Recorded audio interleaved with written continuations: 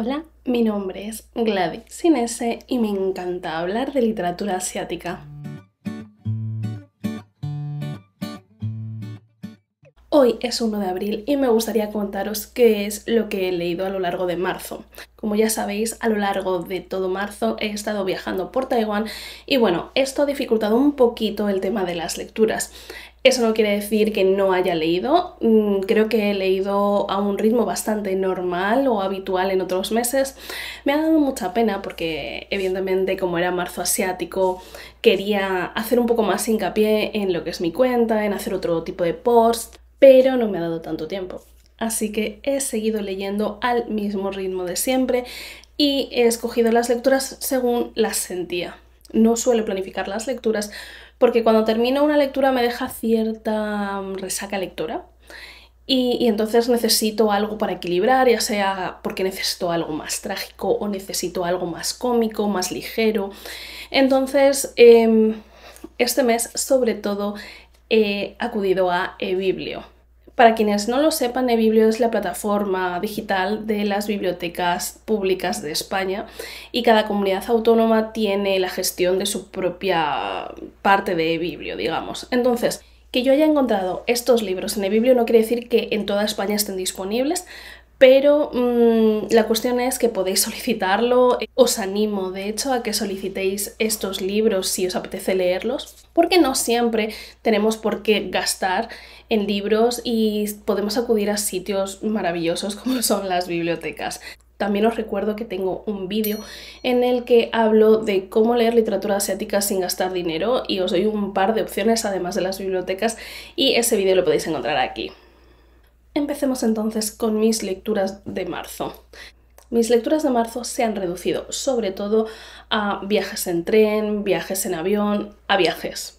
¿Cómo he podido compaginar el traqueteo de viaje, trabajar y además leer? Pues ¿cómo he podido? En realidad no ha sido tan difícil, siempre durante los viajes hay algunos tiempos que son tiempos muertos, como por ejemplo las esperas en aviones, en estaciones de tren, etc. Y entonces he aprovechado esos momentos para tomar el libro que tenía más a mano y leerlo o ver en el biblio cuál me apetecía leer. Yo me llevé 2 libros en físico en mi maleta y he leído uno de ellos y el otro lo tengo empezado. Pero de ese hablaremos en otro vídeo porque no lo he terminado. Y dio la casualidad de que cuando estaba esperando en el aeropuerto de Madrid me salió un aviso de Biblio diciendo que un libro que había reservado ya estaba disponible y era La felicidad cabe en una taza de café. Este libro es la segunda parte de Antes de que se enfríe el café de Toshikatsu Kawaguchi y está editado por Plaza y Janés y traducido por Ana Isabel Díaz Sánchez. La verdad es que tenían pendientes este libro, pero quería darle un poco más de margen porque yo recuerdo haberme leído hace años Antes de que se enfríe el café y aunque me gustó, tampoco le guardo especial cariño. Me gustaba la premisa, pero pensaba que había algunas cosas que se quedaban un poco cojas y de hecho vi la película y pensé que la película completaba un poquito más lo que es el libro. Todo esto sin saber que había una segunda, una tercera y una cuarta parte posiblemente. Entonces quería esperar un poquito para leer el segundo. Y cuando salió el aviso de eBiblio dije, bueno, pues mira, lo leo en el avión. Me apetece, realmente tenía otro libro en físico del que ya os hablaré más tarde, pero me apetecía leer ese y dije, bueno, vamos a ello. ¿Qué deciros de este libro? Bueno, este libro sigue la misma estructura que el primer libro, es decir, se sitúa en el café Funikuri Funikura y, y nos habla, pues eso, de las reglas que hay en el café, de que se puede viajar en el tiempo, pero bajo unas normas bastante estrictas. Aún así hay gente que lo intenta y tanto el primer libro como el segundo habla de unas historias, 3, 4 más o menos, de personas que acuden a la cafetería atraídos por esta leyenda de que la gente puede viajar en el tiempo. He de decir que las historias de este segundo libro me han gustado mucho más. Además se indaga un poquito más en lo que es la vida de la gente de la cafetería y creo que ata algunos cabos un poquito sueltos que quedaron en el primer libro o te van explicando más cosas, con lo cual es agradable ver cómo no solo son las historias individuales de esas personas que viajan en el tiempo, sino que además también podemos ver el hilo conductor pues que va hilando todas las historias, que es la del personal de la cafetería. ¿Se podría leer esta segunda parte de forma independiente si no has leído la primera? Se puede, pero yo no te lo recomendaría. Aunque se desarrolla de una forma un poquito más individual, los personajes tienen su propio trasfondo, sí que es verdad que hay algunas historias que tienen como una historia detrás que se desarrolla en la primera parte, y aunque son hechos completamente separados, nunca está de más tener toda la información. Yo creo que se va a disfrutar más si has leído primero la primera parte, pero en mi caso también os puedo decir que me gustó más esta segunda parte que la primera, cosa que no suele ocurrir. El segundo libro que quería comentaros lo quería haber pedido de colaboración. Lo que pasa es que, como sabía que iba a estar fuera, pues decidí pasar. Yo suelo pedir las colaboraciones de libros que de verdad quiera, no pido todo por pedir, así que cuando pido una colaboración es porque de verdad me apetece leer ese libro. Y tuve la suerte de que lo encontré en eBiblio y que además estaba sin reservar. Esto es muy raro con las novedades, cuando sale una novedad enseguida suelen reservarlo, y no sé si es que yo en ese momento me metí en eBiblio cuando acaban de subir las novedades o qué pasó, pero lo pude encontrar enseguida. Y es Heaven de Mieko Kawakami. De Mieko Kawakami ya he hablado en algún que otro vídeo, y quería haberme leído antes Pechos y Huevos. Lo que pasa es que vi opiniones de todo tipo y en ese momento no me apetecía leerlo, pero vi que Heaven además era un libro bastante fino, tiene muy pocas páginas, y entonces decidí empezar por ese. Heaven va de dos adolescentes que van al instituto y que ambos, por separado, sufren bullying. Les acosan en el instituto y lo pasan muy mal. Él es estrábico y siempre se burlan de sus ojos, y es quien narra la historia. Narra cómo se conocen, cómo comparten ese dolor y cómo de ese dolor nace el encuentro entre ellos dos. Entonces, él es quien narra la historia y habla de su soledad, de cómo se encuentran, de cómo de ese dolor en común al final pueden encontrarse y sentir el apoyo de otra persona. Está ambientado en los años 90 y la verdad es que es un libro que es bastante duro, pero también es muy visual. No sé si decir que es luminoso, tiene algunas escenas que te hacen imaginar muy bien el libro. Por ejemplo, una escena en un tren, un paisaje. Mieko Kawakami tiene una forma de describir las cosas que a mí me parece muy visual, como si pudieras imaginártelo, como si estuviera hecho para hacerlo guión cinematográfico o de animación, porque tal como describe los colores, tal como describe los movimientos y las escenas, te hace imaginar muchísimo. No os voy a contar más de esta historia porque es bastante finito. Os digo que el tema central es el acoso escolar. Puede ser esto un poquito triggering para algunas personas, así que mejor tener cuidado también con estos avisos, porque pueden desentrañar recuerdos que a lo mejor tenemos de nuestra etapa escolar y que son bastante duros. Como ya os he dicho, yo no leí Pechos y Huevos, así que no puedo compararlo con ese otro libro, pero sí que me parece que es un buen libro para comenzar con esta autora. De hecho, yo no me arrepiento de haber empezado con este libro y ahora tengo incluso más ganas de leer a esta autora, porque a raíz de esto he leído entrevistas con Mieko Kawakami y he leído más información y me apetece ahora leer muchísimo más. El libro físico que me he leído durante este viaje es Nagori. Nagori está escrito por Ryoko Sekiguchi, que es una mujer que escribe en francés, que es de origen japonés, pero que lleva muchísimos años viviendo en Francia. Y este libro en realidad es un libro de ensayo, es no ficción. Aunque en este canal normalmente hablo de literatura de ficción, de vez en cuando suelo leer estas cosas, así que me gusta mucho y me gustaría también compartirlo con vosotras.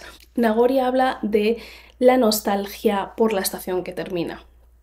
Esta señora es crítica gastronómica también y habla un poco de la nostalgia que existe por esas cosas que son estacionales. Habla de la temporalidad de los alimentos y de cómo eso hace, de cómo estos ciclos hacen que disfrutemos también del momento de de ciertos alimentos o de ciertas estaciones. Por ejemplo, habla de cómo en Francia es muy raro tomar fresas en marzo y de cómo para algunas cosas sentimos que esto es una aberración o no lo es. Por ejemplo, en España es muy común tomar fresas en marzo, pero también pensamos que hay algunos productos que son aberraciones si las comemos fuera de temporada. La sandía es para el verano, las fresas son en marzo, pero luego tenemos otras frutas como son los plátanos que están a lo largo de todo el año en nuestros supermercados. Habla un poco de eso, de la estacionalidad, de lo cíclico, de disfrutar el momento, de que cada cosa tiene su momento y que existe una tristeza por algo que se termina, pero también la esperanza de que va a volver a llegar en un año. Yo lo he disfrutado muchísimo, he anotado bastante, me ha gustado muchísimo porque lo he leído en un momento del viaje en el que me daba cuenta que quedaba muy bien con este libro, porque aquí en Taiwán también marzo es la temporada de las fresas y existe una cultura tremenda por potenciar este mercado local de fresas y yo que pensé que me encantaban las fresas españolas y me encantan, las fresas taiwanesas están riquísimas y se crean unos platos de temporada, unos postres, unas ensaladas que son magníficas y me daba cuenta como lo que decía en este libro resonaba mucho con lo que estaba viviendo de forma turística a mi alrededor y de cómo algunas cosas tenían su tiempo y el hecho de que acaben no tiene por qué ser triste, sino que también te da la esperanza de que vuelvan a aparecer en otro momento que pueda ser más idóneo en tu vida. ¿Te recomendaría este libro? Si te gusta la no ficción, yo le daría un intento. Creo que es una buena reflexión sobre la estacionalidad, sobre lo que disfrutamos del momento, sobre lo que es la naturalidad o lo que no es natural en cierto tiempo. Te hace reflexionar sobre el tiempo, sobre las estaciones, sobre la comida y te lo explica todo de una forma súper bella, súper natural, pero muy centrada en los detalles.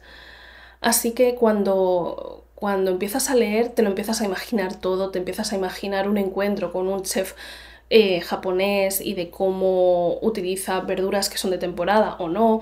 A pesar de ser un libro de no ficción, está escrito de una forma muy bonita y a mí me ha encantado. O sea, he disfrutado de este viaje mucho más también en parte por este libro. En total, en el mes de marzo he leído 5 libros completos y luego tengo 2 que están por terminar.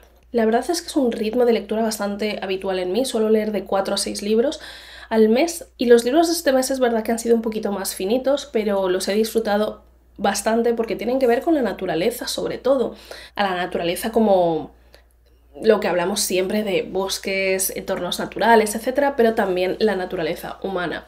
El siguiente libro del que quiero hablaros es En la piscina, de Julie Otsuka. No sé cómo abordar este libro y no sé cómo contaros lo que he leído, porque en primer lugar os voy a recomendar que lo leáis como yo, a ciegas. Yo recuerdo haber leído la sinopsis de este libro en febrero, que es cuando salió más o menos, y en la sinopsis hablaba de algo muy genérico, como era lo que recordamos de la vida y lo que nos queda de la vida, y un poco sobre las relaciones madre-hija. Y efectivamente habla sobre ello. Entonces os diría que si os gustan los libros que van sobre relaciones madre-hija, si leísteis sobre Mi hija de Kim Hye-jin, por ejemplo, y os gustó, yo os recomendaría también este.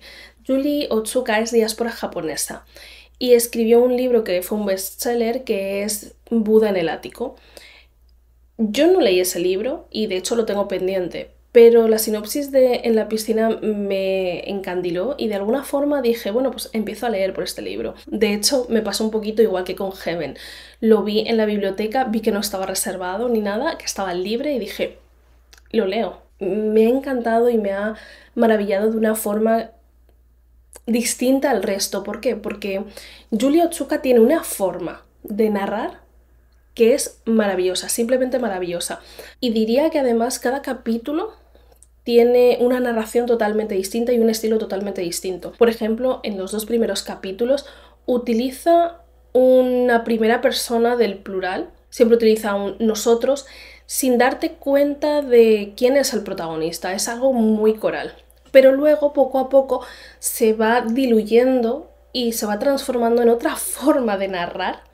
Y es increíble porque va, digamos, de lo general a lo específico, pero de una forma en la que casi no te das cuenta, es algo muy fluido. El hilo central además, o uno de los hilos centrales, es la piscina. De hecho creo que el título le viene muy bien, en inglés creo que se llama The Swimmers, y me gusta muchísimo más cómo lo han traducido al español, porque te da esa sensación que sueles tener en la piscina. Entonces habla de la piscina como un espacio liminal, un espacio en el que te sientes otra persona, en el que te sientes más libre, en el que estás a gusto, en el que eres tú, en el que no eres contable, en el que no eres secretario, en el que no eres escritora, y no sé, indaga un poco en la comodidad de esos espacios, de la piscina en este caso concreto, y habla de todos estos espacios que necesitamos un poco como vía de escape de nuestra rutina y que son necesarios también. A raíz de este espacio se empieza a desarrollar una trama y no os digo más. No os digo más porque prefiero que vayáis a ciegas. Yo os lo recomiendo si os gustan las historias madre-hija, si os gustan las historias como Sobre mi hija de Kim Hye-jin, y hasta ahí mi recomendación. Si lo leéis, decidme si os ha gustado, porque de verdad es un libro que me gustaría que mucha gente leyera y que creo que no se le ha dado la publicidad que realmente se merece. Y llegamos al último libro. El último libro que me he leído en marzo, por este marzo asiático, ha sido La chica que se entregó al mar. Es un libro escrito por Axi-Oh y traducido por Serezade Surya. Está editado además por Elastic Books y la verdad es que es un libro que yo tenía pendiente para colaborar con ellos, pero no me llegó a tiempo para que pudiera llevármelo de viaje o leérmelo antes. Así que también está en eBiblio. Parece que este vídeo está patrocinado por eBiblio, pero no. eBiblio es una maravilla y no necesita publicidad. Y os recomiendo que utilicéis las bibliotecas públicas siempre, porque si lo pedís siempre va a haber novedades. Muchas bibliotecas cuentan con un presupuesto para novedades, así que pedid siempre, porque os van a decir que no, bueno, pues ya está. Pero a veces os van a decir que sí y podemos encontrar en nuestras bibliotecas estas novedades precisamente para que disfrutemos todas. La verdad es que de este libro yo tenía muchas expectativas. Axi-Oh es diáspora coreana y de hecho, al parecer, este libro está basado en una leyenda coreana. Parece que todo lo que he leído este mes va en torno a lo natural, tipo el agua, la naturaleza, en este caso otra vez el mar, el agua. Parece que todo sigue un hilo y me está encantando porque, no sé, tal vez sea inconsciente, pero elijo mis lecturas por el fluir. ¿Qué deciros de este libro? Este libro es una zona de confort. Es un libro del que he visto solo opiniones buenas, de momento al menos, y no me extraña. Podría decirse que es fantasía, pero más bien es mitología, porque hay dioses, hay bestias, hay ciertas leyendas. Por ejemplo, la leyenda del hilo rojo suele aparecer en ese libro. Y es una historia que me ha gustado, me ha conmovido y me ha hecho llorar. O sea, no lo pensaba, pero a veces he tenido que parar porque me salían lagrimones de los ojos y me ha parecido muy, muy bonito este libro. La protagonista de este libro es Mina, y en su pueblo existe una leyenda o una tradición que es la de las prometidas del dios del mar. Entonces cada año suelen sacrificar a una joven de unos 18 años para que sea la prometida del dios del mar, porque según la leyenda, la prometida puede aplacar la ira del dios del mar y así el dios del mar no manda tormentas, ni huracanes, ni todas estas cosas malas que pasan en el océano. Mina, de hecho, no tiene todavía 18 años, tiene 16 cuando ocurre toda esta historia, y hace un gran sacrificio al principio del libro y acaba en el reino de los espíritus y conoce a dioses, conoce a todos los personajes de las leyendas que le contaba su abuela. Es un libro que va sobre la familia, sobre la fe, sobre la devoción y la verdad es que me ha gustado porque Mina es una protagonista muy entrañable, es el prototipo de chica valiente pero sin llegar a ser feroz, y lo único que tiene es la sabiduría de su abuela, que a su vez se la dio su abuela. Entonces es como que todas esas historias van pasando no de generación en generación, sino de abuela en abuela, y es lo único que tiene, es la sabiduría de su familia a través de las historias que le ha contado su abuela. Habla también de algunos aspectos como es la pérdida de la fe y de cómo concebimos a nuestros dioses, ya sea como leyendas, ¿no?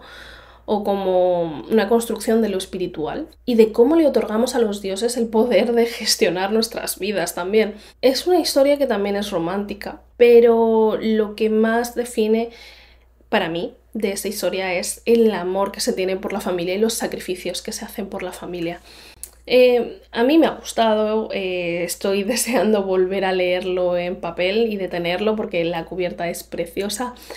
Y la verdad es que me ha gustado mucho. Para mí la literatura juvenil de la diáspora, como puede ser este, o como puede ser Viuda de Hierro, por ejemplo, es un respiro entre lo profundo que pueden ser las novelas de literatura asiática que nos llegan desde el continente. Entonces me gusta mucho equilibrar esas dos cosas y a su vez me gusta mucho aprender a través de las voces de la diáspora porque su forma de contarlo nos llega antes, nos llega mejor, porque su forma de explicar tiene en cuenta lo que el lector no sabe.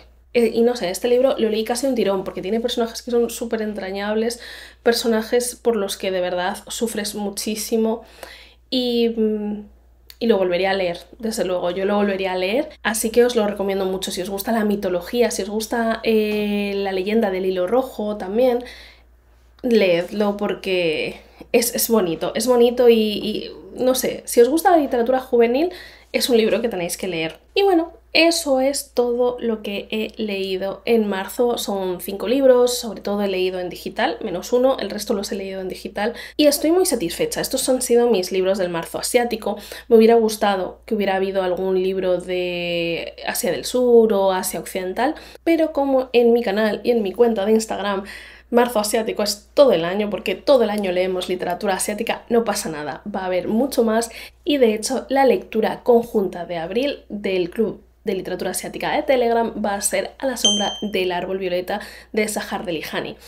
Es literatura iraní, de la diáspora, pero literatura iraní, así que si quieres unirte te dejo el enlace en la descripción. Esto ha sido todo por hoy y voy a esperar un poquito en los comentarios a que me contéis qué habéis leído vosotras en el marzo asiático, porque leer juntas siempre está bien y es maravilloso. Nos vemos en el siguiente vídeo. ¡Chao!